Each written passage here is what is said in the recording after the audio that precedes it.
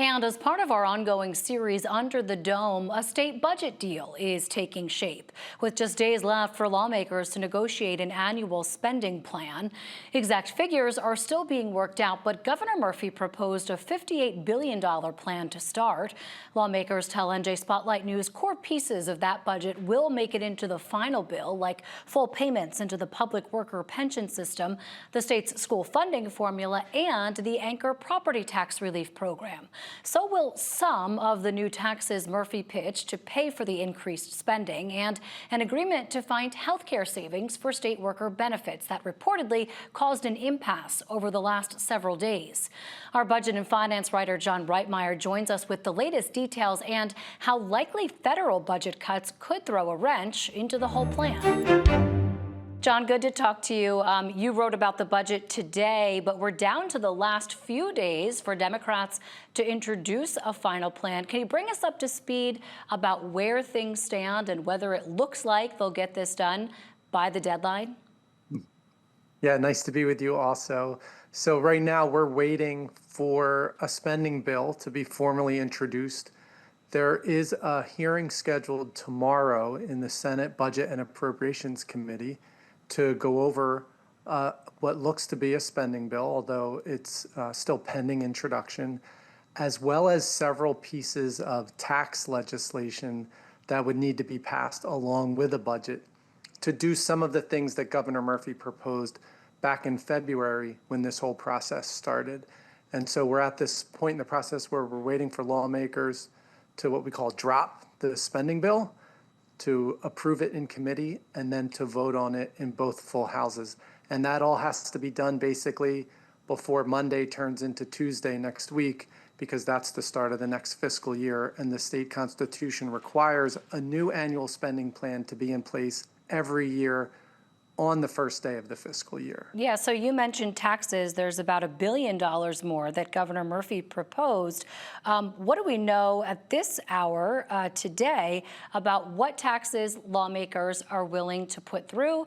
Reminder, there are all the members of Assembly who are on the ballot this November, and which taxes does it look like are going to be on the cutting room floor?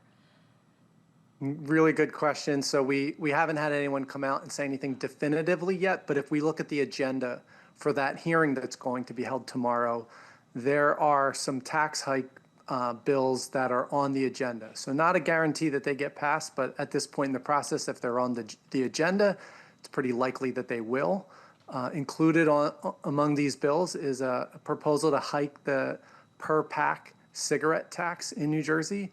There's also a bill that would hike the state tax on liquid nicotine that's used for vaping devices.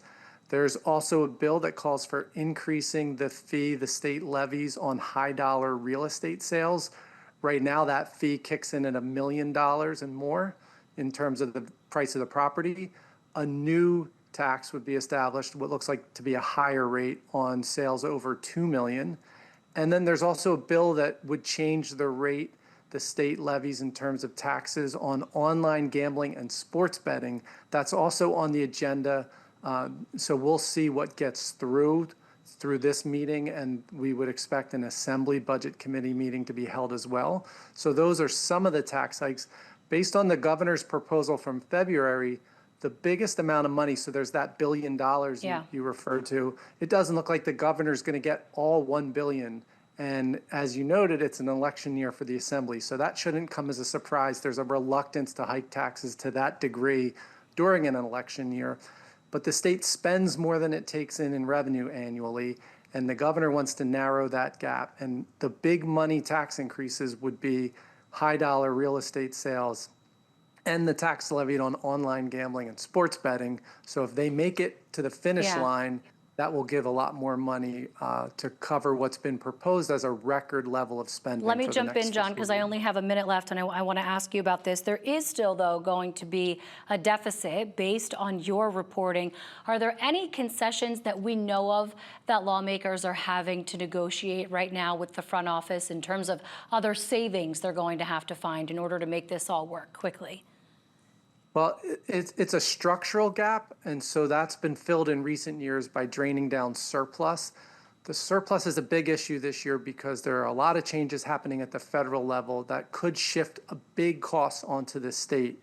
And so the key thing to watch as we come to the finish line is going to be how big is that surplus, and do lawmakers end up taking money from it to sustain their own spending, or do they leave a lot on the sidelines in case things like Medicaid and food stamps costs are going to be shifted to fund those programs onto the state?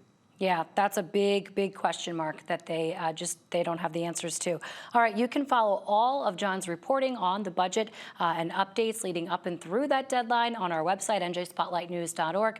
John Reitmeyer, thanks so much. You're welcome.